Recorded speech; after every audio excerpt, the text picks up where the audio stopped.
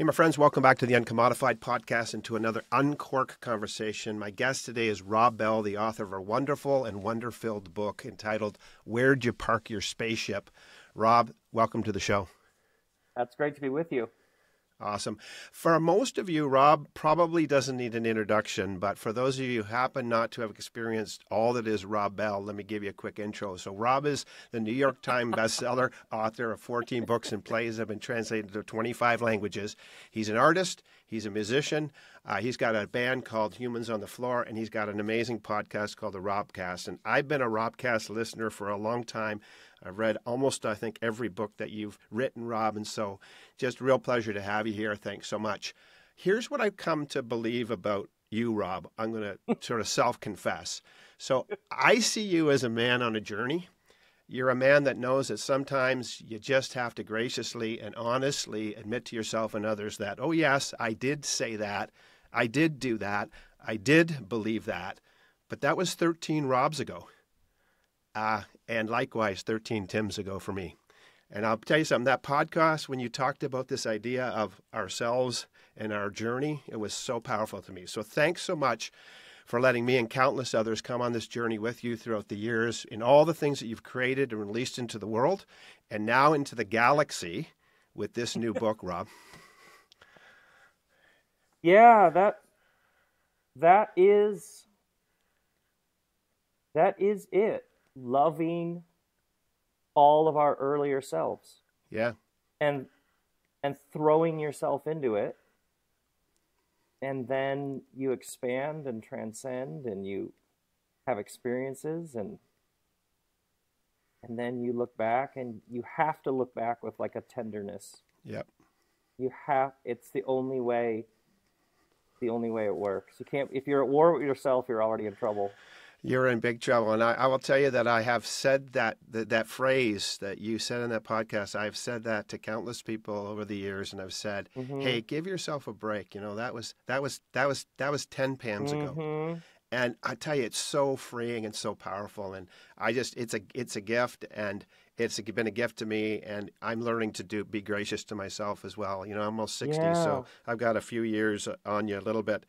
But I tell you something, I have to be gracious to myself. So listen, if you're listening let me explain to you how Rob and I ended up on this podcast. So Rob was doing a podcast and he was talking about his book and I was listening in. And at the end, Rob, you were kind of like sort of saying, hey, you know what? I'm going to be my own publicist today. Remember this podcast? He's like, hey, if you got a podcast, reach out to me. So I'm like, I'll take a flyer. So here's what I did. I sent Rob an email and I'm going to read you the email that I sent to Rob because this is sort of what generated this thing. So here's the email I sent to Rob. It said this. I said, so, okay, after experiencing Rob's book, I sent him this thing, and here's what I said. I said, oh, my gods, oh, this Furtus. And now, if you've read the book, this will all make sense. If you haven't, you better read it. Is heen me? Am I heen? You, they, them are all in my head and my heart now, and yes, bread is magic. I have 197, and by the way, Rob, I literally do. I literally counted my underlines, my notes, my scrawls, my stars on the pages. I had questions, concerns, I had musings, I had poke me in the eyes and grab me by the hearts after finishing 544 and a half pages of this amazing tale. And oh yes, I had been dill-tutted by the end of the story. And then I inserted a quote into my email to Rob from the character Heen grew bears. And it could be Heen grew bears like he grew bears. And by the way, that's part of the tale, which is pretty cool. And this is what the quote I put in. I don't interact with anyone like this. Dill Tud gets under my skin, and yet under my skin is where I actually am. That, by the way, is such a profound line. I am repulsed and I'm riveted at the same time. And then the end of my email finished to Rob, it said this, Rob, we must chin wag sooner rather than later on my podcast about all this, but not about all the 197. And graciously, Rob, who is a fairly busy guy, got a lot of things going on in his life, within 2 days, Rob responded to me, and thus we are here on the Uncommodified podcast talking about Rob's book today. And because it's an Uncork conversation, I made myself a little cocktail because it's Friday at 4. I know you just had a smoothie, but I'm going to have a cocktail. I made it's a lemon spice gin. So that's what I need today, Rob. Okay, Rob, I got a lot of questions about this book, so you better get ready because we're going to freestyle this. Because this book is haunting me, my friend, and it is hunting me down and sneaking up on me in various ways and on various days, and it keeps coming back at me like it wants something from me, to be honest. And so here's a question I want to start with. Why this book at this time in your life? Well, that's how I feel about the book. Wow. That's how I feel about the book. And by the way, no, I'm not busy. I don't have tons going on. Okay. That's the goal. That's the game, to be living in such a way that you get an email like that from you and you can do it. Like, what would be the thing a person would be doing that they wouldn't be up for that chin wag? Well, you know what? That's, you know what I mean? I love it. I love it. That's why I like like this. you create something and you put it out into the world, and someone like you has engaged with it, and you've had your experience with it in the same way that I had my experience with it creating it. So to find out what you saw and to learn about you, which will ultimately, I'll learn all sorts of things about me and learning about you and what you saw in the story. Like, what could be, what could be better? We're too busy for that. We're in trouble at some level. Oh, you know what? That's true, because I'm far too busy about a lot of nonsense in my life. So this is much better. Yeah. So I think your question about, I came from a tradition that I realize now. A lot of my work for 30 years in the previous books, I was born into a particular family tradition, lineage, the Christian tradition in America in the 80s and 90s and 2000s, that my work in many ways was, I was trying to understand where I came from. What is this giant monstrosity that causes so much pain and has such revolution within it? And yet, what is this thing that I was born into? And in some ways, well, I fell surfing in the late summer of 2021, and I was in so much pain. I had bruises all over my body, and I'd sliced open my chest. The fin of my board sliced open my chest, and it was literally like I just sat in a chair for almost a week because I was in such pain. And Tim, the feeling was, sometimes a crash is just a crash, or sometimes a crash is something else. You know that feeling when an event happens in your life, and you're like, this. It's almost like the event is too strange. It's like it's asking you to listen to it. And I had this, it was a feeling, it's that feeling of death. Something is dying, which is a very distinct feeling. And oftentimes when something is dying, meaning a chapter is ending or a season in our life is ending or something is asking to, like, we have so many numbing devices, or there's a comfort, there's a paycheck, there's a something from the current arrangement, like, that we cling to instead of just letting the death. And I kept having the sense like something's coming to an end, and I was currently at that time working on a, air quotes, Rob Bell book. But those required a certain kind of intellectual, like Love Wins is idea A followed by idea B followed by, there's a certain conceptual cognitive work. And there was it was like a, I don't want to do this anymore. Whatever this is.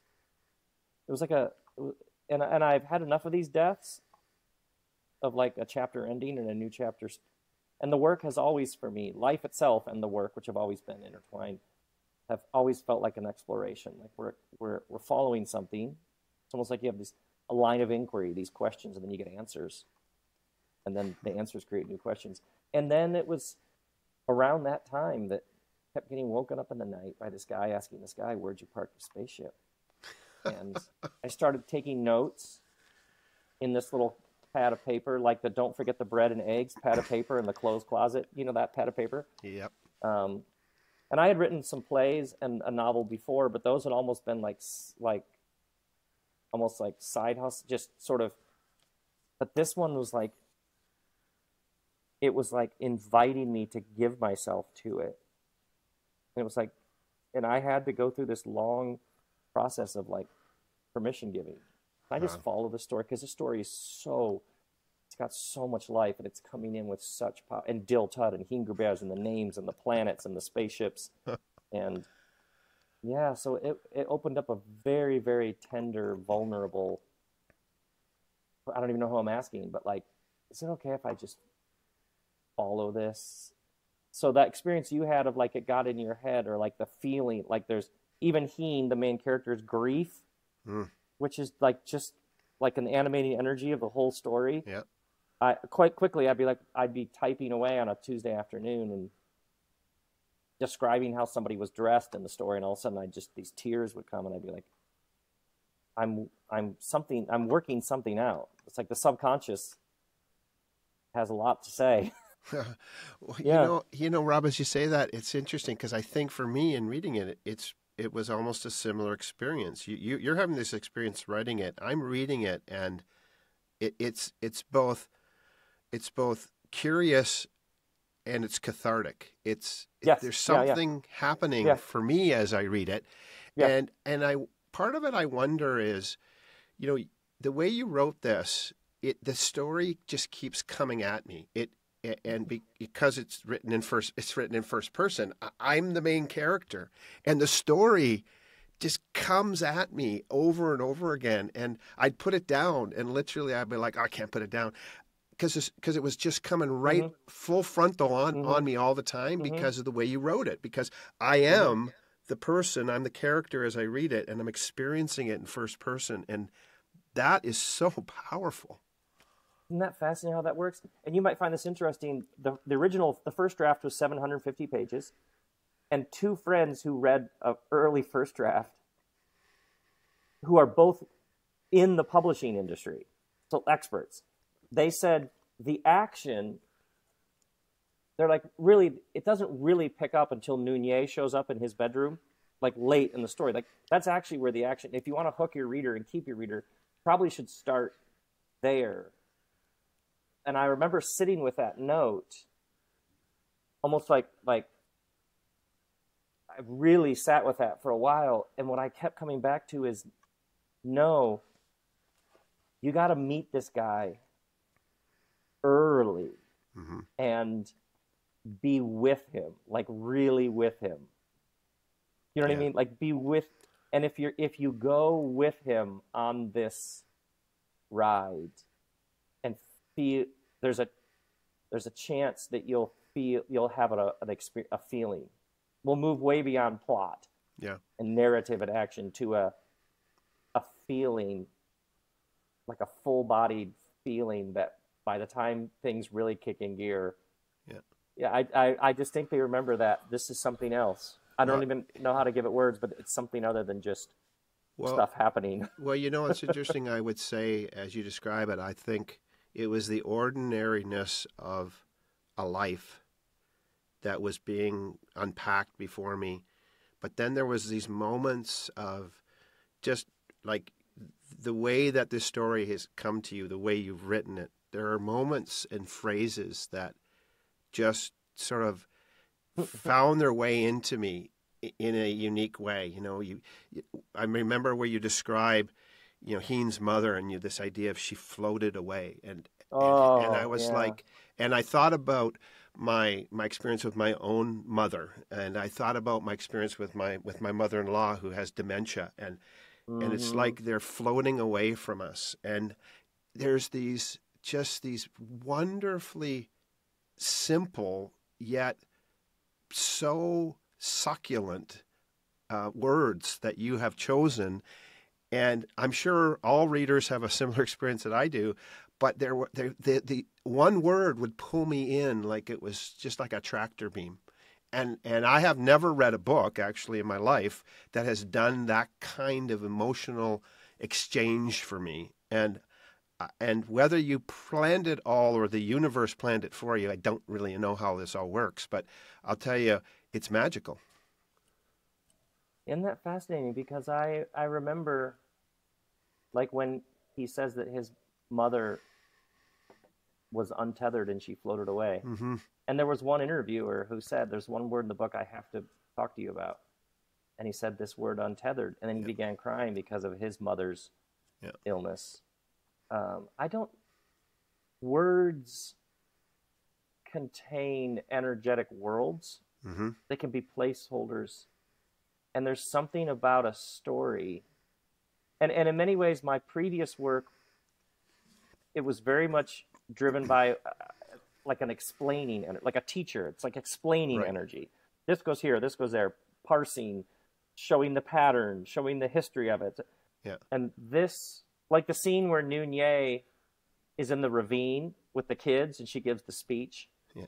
I was in the ravine for probably 3 or 4 days, knowing, having a sense of what she was going to do, but not exactly how she would do it. And it's like, what's she going to do next? And being surprised while it's being created, all of it happening. Yeah, it's a very surreal sort of experience. Yeah, and words, how words can do that just on a page is like the great mystery.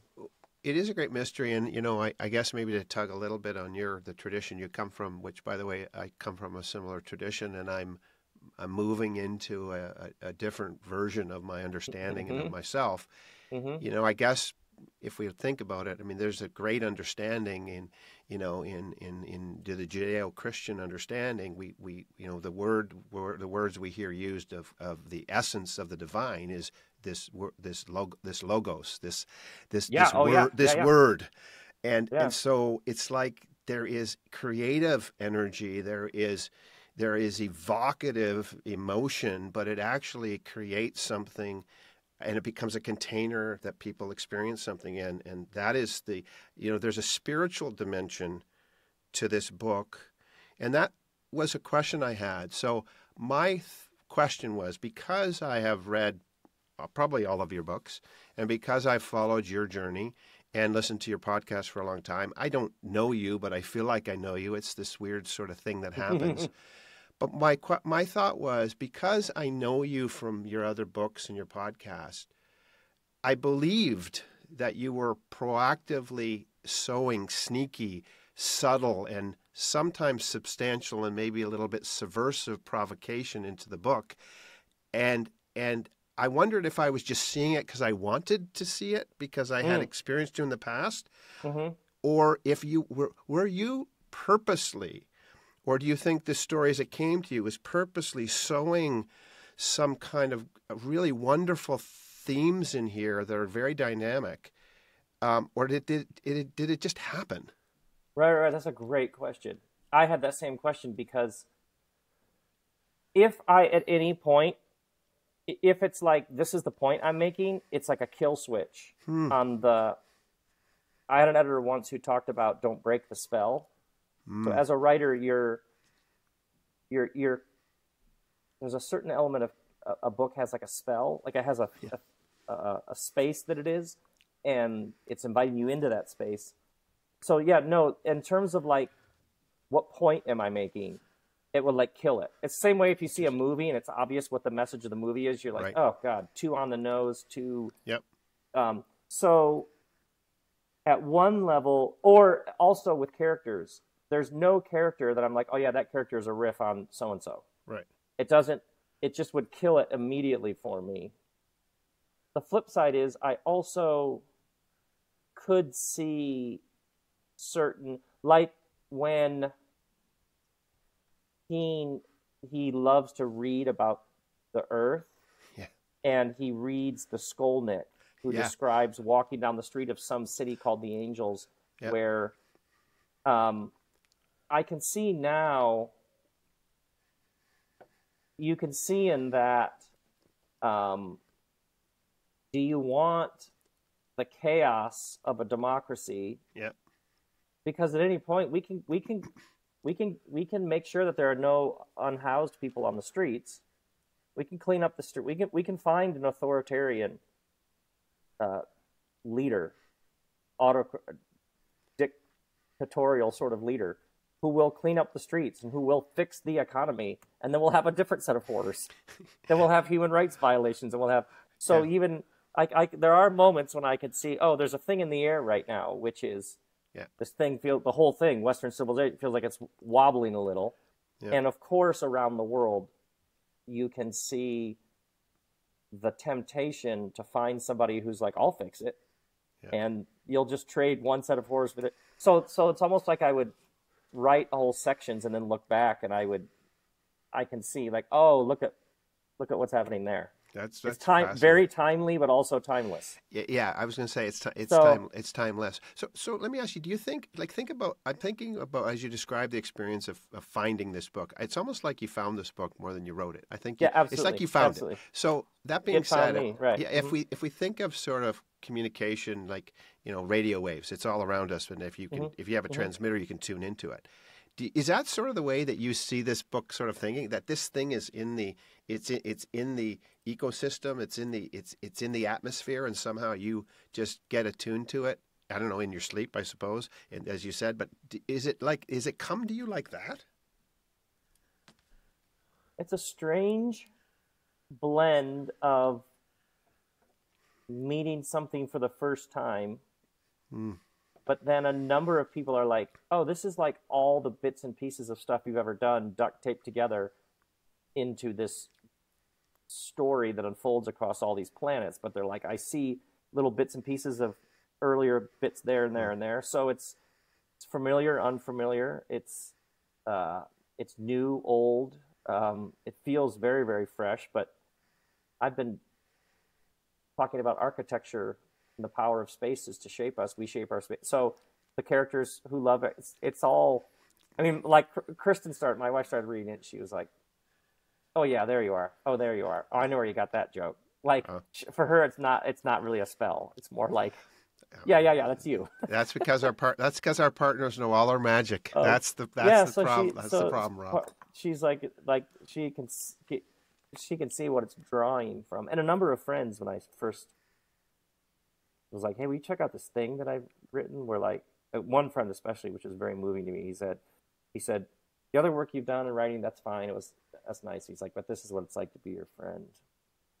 So it felt like coming home in some new, like I love names. Yeah. I love I've always had a world of stories going on in here. So it's new and also feels like some sort of coming home, which is a very powerful feeling. That is very powerful. Listen, if you're watching on the YouTube channel, this, by the way, is the book. And if you haven't got it, you got it now. You notice I've got some tags in here, Rob. So just for fun, I'm not gonna visit all 197 of my musings because that would take far too long.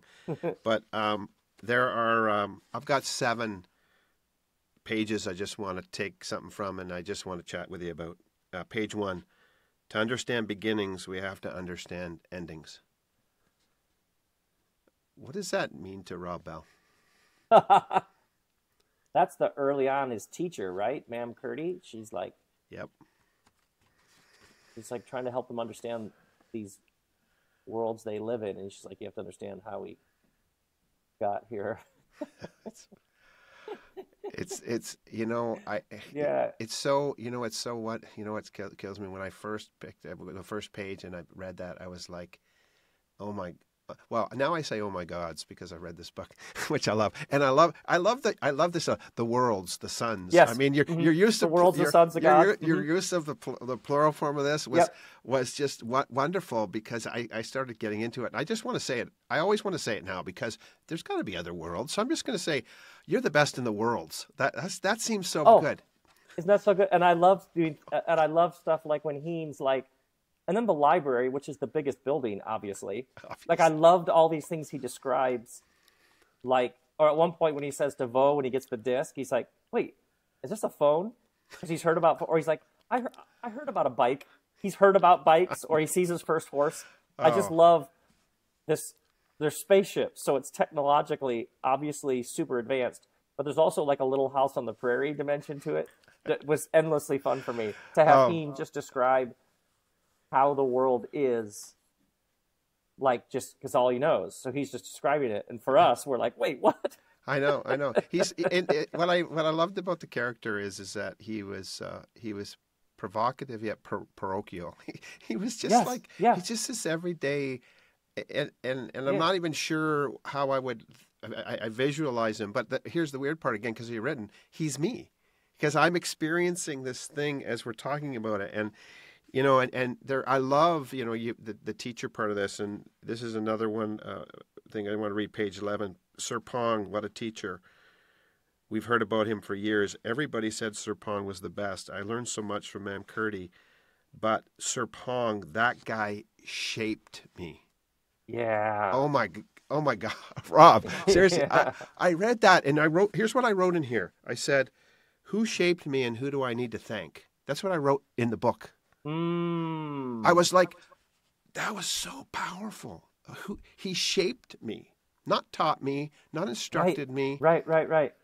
And that is just, it undid me, really. It did. I was, and I thought about my grandfather, and I thought about my grade 3 teacher was the first male teacher I ever had, and my father left when I was young, so he was the first really strong male teacher image in my life. And I started thinking about people who shaped me, and I actually sent some emails of thanks to people. And I actually said, hey, I've been reading this book, and there was this phrase in here, and I just want to say, thanks for shaping me. Oh, my God. It was so powerful. Even how he's like reflecting, his reflections grow. I had thought of this not. His reflections about his life grow in the subtlety and nuance as he develops. Yeah. So like Ma'am Curdy's, like, yeah, Ma'am Curdy was like facts, like what happened when. Yeah. But then Sir Pong was like, what's the thing happening just below the surface? It's almost like he's narrating for you his own development. Yeah, and it's and what I saw in there is that Ma'am Curdy, as you said, is all about the facts, but the facts don't shape. It's the feeling, it's the emotion that shapes, and it's the feeling you're left with that actually becomes the knife that shapes you. It's I don't know if I was supposed to go here. I don't know where I was supposed to go when I was reading this thing. There's no suppose. That's why the beauty of a story. There's no supposed. It's a story. There's no supposed. This is where it took you. So this is where you are. So Rob, let me ask you on a practical level. Who, when you think about people who've shaped you over the years, and oh my God, you've got thousands of them, I'm sure. But and I'm just interested to know when you think of who's your Sir Pong. Well, it's funny because when I think about it, at every stage, somebody, when I needed it, somebody came along who had some bit. I remember in college, I was a freshman, and there was a senior named Charlie, and he was a fine art major, and he did these massive canvas paintings and we asked him if we could borrow one of his from an art show he'd done, and it filled the entire wall of our apartment. It was of a monster, and it was bigger than the wall of our apartment, so we had to fold the edges, so we just had our wall be the eyeball of this monster. But I think about it now, that guy at whatever, 20 or 21, was working on like a 12 by 12 or a 15 by 15 scale, just making these giant, but I think about the largesse, the ambition, the like chutzpah, that like, so that guy was like 4 years older than me, but he was like, wait, you can just, where is this even coming from? Like, I remember just being around someone like that. Where does he even get this idea? Where do you get the idea he can do it? How did he even know? Almost like just blew my mind, because I didn't come from a world where people were just making things like that. Or I think about a spiritual director who was a school sister of Notre Dame, basically like a nun in street clothes, a nun in Velcro shoes, who was the first person who helped me understand that my own growth and self-inquiry was not about getting the answer. It was about sitting in the question and seeing what it had for me. Like, don't rush through it. Sit in this. Yeah. And that was when I was probably early 30s. Oh, I can pick. It's an endless cast of characters. Well, who it's each interesting. Had a little bit. With Liberty, I'm going to pluralize, and I'm going to make it Sir Pongs, because we have Sir Pongs in our life. And what a gift they are to us. Hey, listen, page 120. The door opened. Did Vaux ever have to actually open a door, or did all doors see her coming and respond accordingly? Oh. I think doors see me coming and shut. Oh my gosh. Oh, that's great. Right. He's like, wow, these people, they've thought of everything. It's almost like he knows he's being played. Or then when he gets to Yorch and they are putting him through all these tests, but there's so many of them that at some point, Because it's like each test he's trying to figure out, okay, what are they measuring for here? And eventually he's like, I don't know. I don't care. Whatever. An aptitude, a skill, whatever. They just wear him down. I'm going to do something. Hey, listen, as you listen into this podcast, my wonderful listeners, all that is the sort of meandering of this wonderful conversation. I would really strongly encourage you to pick up this book. But even if you don't, I'm going to just encourage you and ask you a question, to ask yourself this question: what doors are opening for you rather magically? And how do you follow that in your life? Because, man, there is something about just finding out what's open, where the open space is to find our way. And there's just such powerful wisdom and provocation in that. Page 237, Rob. We're freestyling, so I didn't know. I'm like, you know what? I'm going to take Rob on a little tour of my crazy ass brain. Yeah, you use the word meandering, but you have the book in front of you and you're going section by section. So I know. Well, I wanted to have some. This is your idea of meandering. I wanted to have some sequential nature. My OCD is strong with this one. Okay, my OCD comes across. Yeah, there's a fight to the death going on here. It is, yes. Here's this page 237. I guess what I'm trying to get at, and I know it's crazy for me to be even talking like this, but sometimes you just got to step out and live dangerously, right? Where is that? Page 237. Who says that? That would have to be Mr. Heen.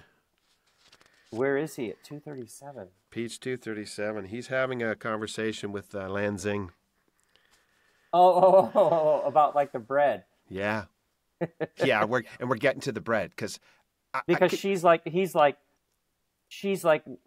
we even make this bread? And he's like, sometimes you got to live dangerously, which is basically just baking bread. Not that dangerous. It's like he's in on the joke.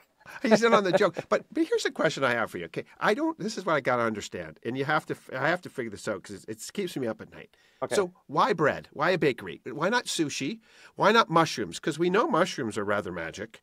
Why is bread magic to this story? Because it just doesn't seem so magical. Although the way it's described in here, I want to eat bread forever.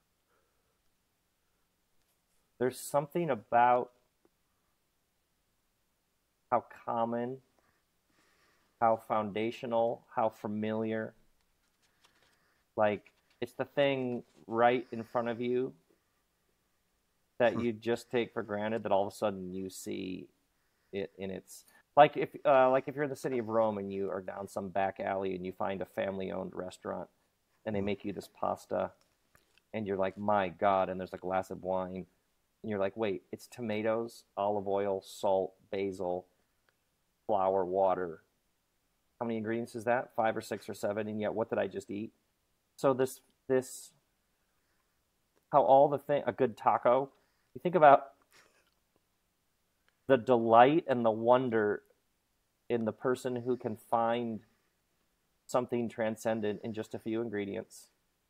To walk through a park, it's a simple game of soccer, football, but that's actually what bowls us over more than anything terribly fancy or complicated. Yeah. Something about bread, like somebody bakes you go into a bakery and you smell that bread and they get you there is a bakery down the street from my house that does a salt bagel. Costs $3. And I don't even know what is going on with that bagel. I don't. The other day they were out when I got there. Do you think it could have been baked on Furnace? It had some Furnace. It was a Furnace level. It was Furnace. You can't even see the. It's like baked in. I will sometimes go get that bagel after I drop my daughter off at school, come home, toast it, and then that's a good 20 minutes just being like, God, this bagel. I'm starting with this bagel. How great is this day? So in some ways, that's what's most interesting to me. That's where life is found to me. Yeah. In the breads. Yeah, it's I have to admit, when I first read, when I was looking at possibly reading the book in the beginning, and I saw the book, it was that line that actually hooked me. A tale, this tale of these things, these wonderful things, and bread, and I was like, and bread, what the hell, and bread? What is going on here? And then I started thinking, and again, I hate to say this, but now I'm caught up in bread. I'm like, oh, there's yeast in there, and there's activation, and there's stuff happening, and and then and of course we have this wonderful story, of course, where they instruct the children about how bread is so amazing in the bakery, and literally, I may have danced potentially at this end of that. There's a possibility I may have done a small jig. Oh, when Nunez says that Yeah. actually time is one of the ingredients. Yeah, time. Like she's just going like full metaphysical. Like, Yeah. I just love how, and all the kids, so much fun. Yeah, and I was sort of thinking, but are you talking about the spice time? No, time, and it was that was so powerful. Okay, I got two more places I want to read as my earpiece falls out. Page 345. Gravity doesn't have the same hold it usually does. And I'll tell you something. When I read this, I just thought of myself about how am I becoming lighter? Where is I thought of John Mayer's song, Gravity, get the hell away from me. I just thought about this idea of floating and being untethered like the mother was, but yet this is different. That the weight that keeps us from ascending is being removed, and that line was a line, maybe a simple line on the page, but for me, it really spoke to me about how I'm flying, ascending. Where am I finding an ability to be untethered from the weight that holds me down? It's just super powerful. Wow, it's interesting when you say that. I'm realizing Dean is narrating his growing awareness of the sensations and perceptions and feelings of being a human. Yeah. And he's been numb. But you're right, the gravity, he's endlessly searching for images and metaphors and analogies to explain what he's experiencing, which is essentially what we're always doing. Like, correct. You fall in love, you have a conversation. Like, God, it was like a bird taking off. It was like throwing a rock against a window. It was like and gravity is one that's like that feeling of heaviness, lightness, density, floating. Yeah. And for me, the sort of the way I saw it unfolding in the story as I read it was, he was also, the weight of his grief was starting to be removed. Because obviously, as a character, he carries this grief. I mean, the carrying of grief is a big part of the narrative. And he's starting to realize it. Like, oh wait, I think I've been numb for like decades. Oh wow. Yeah. And then he starts to feel, and he's chosen because he notices. But there's a line that where he says, "I notice, but I don't see." But I don't see. Oh my gosh. And I laughed so hard when I realized when Nunez shows up, and I began to like get a real strong sense of who we are. She's like, and she just comes in guns blazing, like, you know what? I did all this research on you. You're like really good, but my God, do you miss a lot? Like, what are you going to tell me, that my pants have pockets on the sides? She's just like onto him. Like, how are you? She's like, it's almost like in a company, like people in sales are idiots. How are you Series 5? You're even one of the best ones. And you're like in so deep. I know it's brilliant, and the other thing is that, again, I'm just gonna. This is a longer section, but I just want to read it because there was something so profound that happened in something that I think seemed so simple at first when I read it, but I actually had a dream about this after, and that's why it's so interesting. So page 265 and 266. So, and that gauge, the one that Gunsick had added without asking me, that TS400, please.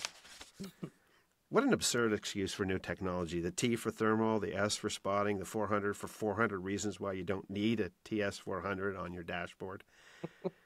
What could you possibly be doing that would require you to detect heat images on the ground? You fly in, you spot their landing, you land, you open the door, you get out of your spaceship. Not that complicated.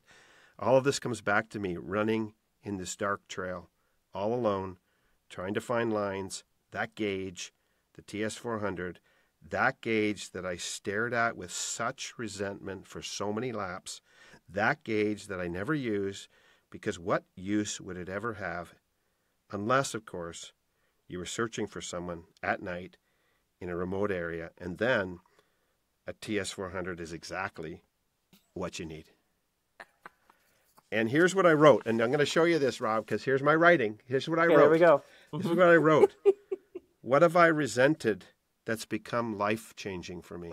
Right. You see him beginning, right, exactly. He's starting to get it, catch the game, like all the thoughts, expectations, assumptions you have about what's coming your way. Yeah. You could just free yourself from all sorts of suffering if you just relax on all that. Like, who knows?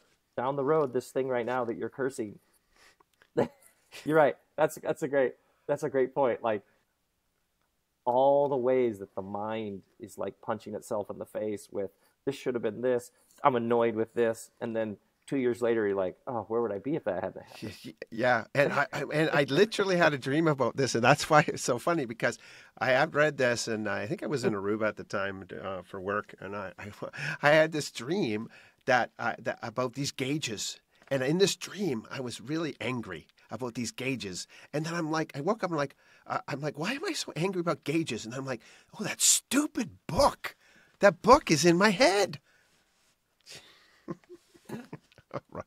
So, Rob, you're haunting me in a fresh way. Listen, last thing I want to read is from page 519, and it's our good friend Dill Tudd.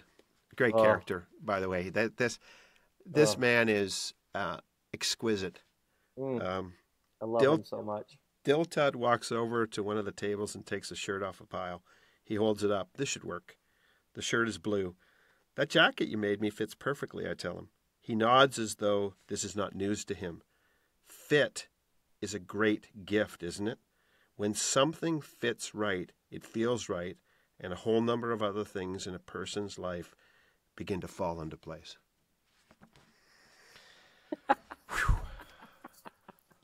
Wow. Fit. You know, when I read that, I thought to myself, what am I trying to put on in my life right now? What air am I trying to put on? What persona am I trying to put on that just is ill-fitting? It's chafing.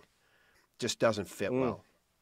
And that line, if it fits right, so many other possibilities, and I thought to myself, there's some things I think that I've been trying to wear that are a little bit ill-fitting in my life. Maybe it's an old way of thinking. Maybe it's for me. Maybe it's a perception of how I need to be seen by somebody in my life, whether it's personally or professionally. And I just found this tremendous freedom to say, you know what, I'm gonna wear that clothing and the persona that fits me well today. It's sort of, again, maybe it's a little bit of 13 Tims ago, that was my size, that fit well, but I've outgrown that.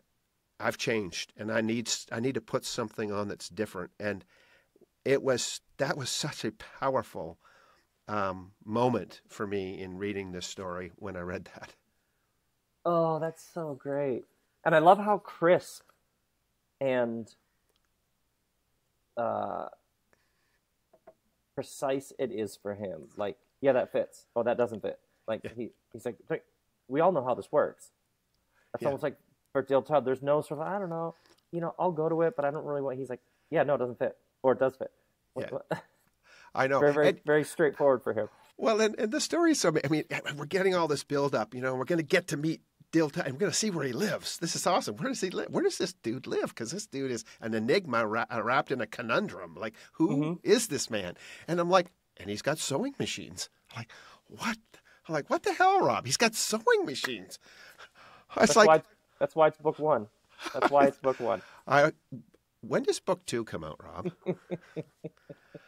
Oh my gosh. What a journey, my friend. What a journey. Listen, Rob, this has been just a absolute pleasure to chat about my thinking and feeling and experience of this book. And I would say it's more of an experience than anything. I wouldn't say I read a book. I would say I experienced a story that is my story. And I think as people read it, they're going to experience it as their story, partly because of the way you wrote it, but partly because there's something both full of future and full of past in this, where you find a hopefulness for a future which is still not understood, but then there's a past that you're journeying through and coming into the story, and there's just so much at play for me as I read it. And again, if you're listening, if you haven't bought this book, please get it. I bought the book. I bought the audio book, which, by the way, I love the way you read the audio book. And part of what really struck me, Rob, is there are times where where like every reader, you sort of misspeak over yourself, but you don't edit it out. No. And you know what? I found that so wondrous because, we live in an age where, again, we got to put on clothes that are all about just being perceived as perfect, Yeah, and zipping it all up. And I love the fact that you left that in the audio read. There was something so human about it when I was listening to, and the fact that it's like you were laughing at your own jokes, which was so, because maybe they're not your own jokes. Again, the universe gave it to you, but I love the way that you did the audiobook. I think it is so absolutely powerful and delightful, and I love the fact that there's just this humanness about Rob, which is all the stuff you do is like this. But it really struck by the audiobook, I would say. Thank you so much for doing it that way. Oh, thank you. Yeah, that was very important to me, that I was like, it was asking to be read like we were just in the room and I was reading it. I was like, I wouldn't delete or rewind in real life, so keep it as intimate, and I'm just reading you the book and I flub my own words. Yeah, because that's what happens when we're reading it. That's what it would be like if I was just reading it to you. And I would read, in the course of writing, I would call a friend and be like, hey, can I read you a scene? And I would read them a scene with them having no idea what the story was about. I would give them like 10 seconds of background. Like, this guy's in class, he's young, the teacher, his name is Sir Pong, he comes in and this is an assignment he gives him to write a song. Here's the scene. And I would, so in some ways, the way that I found my way into, is this working, was if a random scene without any context, I could read it to a friend and a friend would be like, ooh, I don't even know what's going on and I'm feeling something. Like, oh, okay, good. That's all. Good. Thanks. Have a great day. You got it. And by the way, and what you just said, the narrative you just referenced about when they created that song, I'm reminding of the note I made on that page. And here was my question myself: what if I have the first note in a song that needs to be sung? Yeah. Yes. Like seriously, Rob? Like, do you have to do this to me? It's like Heen discovers he has the first note, and he's like, and I just learned what notes even are. Yeah. I got notes, and I've got the first one. Apparently, I got one. Yeah, and again, listen, if you're listening in, I know if you haven't read it, you don't know what we're talking about. But I'm going to just good tell luck you, if you're listening in. Yeah, you're like, what's going on? But even if you you haven't read the book yet, let me just say, you might have the first note to a song that your world needs to hear. It could be a song of peace. It could be a song of hope. It could be a song of redemption and rescue. It could be a song of curiosity in your business. It could be a song of a new invention. And you could have the first note in that song, not just a part. You could have the first note. You might need to start. And man, if you've got the first note and you don't start, there isn't a song. And so again, if you're listening in, you can pause the podcast right now. Don't play the rest until you go buy the book if you want and come back. But you know what? You might have the first note in the song that needs to be sung, that the world or your world needs to hear. And it's time to make some music. Our world needs some music. I mean, because you know what? I think it needs more music from the band that is Rob Bell. That's what we need, some more music, Mr. Rob Bell. Rob, listen, what a delightful conversation. I'm so appreciative of you having it with me. I have a question as we finish, and that is, the whole arc of my podcast is this idea of uncommodified. It's a term and a word that I've been playing with for the better part of 20 years, and it's really this idea of releasing our unique Homo sapien self for the positive benefit of others. I think that over the years, people get coached and they get cajoled into fitting in, shutting up, sitting down for the sake of others, and I actually believe that we are born with some unique contribution that we ought to be bringing. My question to you would be is when you walk in a room and you're bringing what only Rob Bell brings, not because Rob Bell is some superior person, but because Rob Bell has a unique sense of who he is and a destiny about what he's going to be doing. What are you doing when you come into a room that you know is that special thing that actually brings and releases not only life to you, but life to others? And that would never cross my mind. What interests me is who's in the room. Who are you? Where are you from? Oh, What shaped you? Uh, what? Tell me about what it's like to be you. What's it like to be you? I huh. find human beings endlessly fascinating. So uh, that's that's what's interesting to me. So doing this interview today, what's interesting to me is who you are and what you saw in the story and where you're coming from. It's endlessly interesting. Or here in Ojai, I do these events where people come and sit with me under these trees for 2 days, Mm-hmm. and uh, most people have no idea how fascinating they are. Hmm. So if Wow. I enter into a room, who are these people? Yeah. What's it like to be them? How'd they get here? What's Wow. happening next? What do they want? Where are they coming from? This never gets old to me. Wow. So you're coming with a curiosity that helps people understand Yeah, actually what they yeah, have to bring. yeah.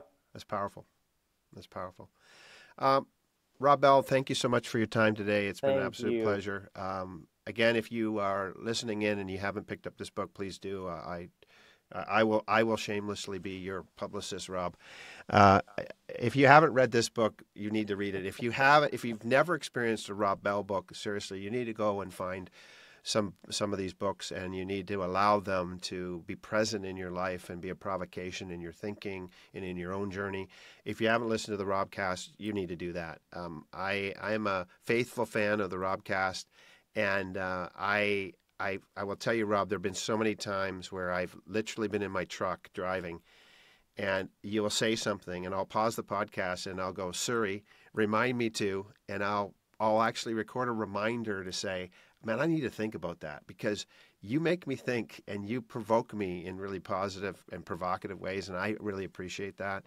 And you've been doing it a long time. You got 300 and something episodes. I mean, you're a journeyman. You're like on this huge journey, and I just really appreciate your commitment and dedication to having conversations with other people and allowing us into the conversations that you have with yourself, and allow that to sort of permeate people and to provoke them and get them thinking about how to live and how to live well within the moment of time that we're here. And I just want to say it's been a tremendous gift to me. And so often my wife and I have listened to your podcast, and it has generated tremendous conversation for us where we've sort of said, what does that mean to us? How do we Mm, unpack that? And so I'm sure that you've heard from lots of people over the years about sort of how these things have effect and impact. But I do want to say I appreciate you continually bringing yourself into these things, even when it has been uncomfortable at times for you over the years, as you've changed and meandered in your own journey, and how you've taken it on the teeth at times from people regarding how you've evolved. And I'm sure that's been and has been quite painful. But apparently, according to this strange little book I read recently by Rob Bell, there's a line in the book that says it's the trauma that transforms. Uh, there you go. That's landing the spaceship right there. there you go. Yeah, and next time we'll talk about where did you park your spaceship? Because I'd like to know about that too, Rob. Awesome, Rob. Thanks so much. Listen, if you listened in for a reason. Hunt down Rob on social media. Find him on Facebook, robbell.com. Send me an email, Tim at theuncommodified.com, if you want to help me understand how you're unpacking all this, and get this book and let it be both a soothing balm and a source of provocation in your life. Cheers. Thanks for listening.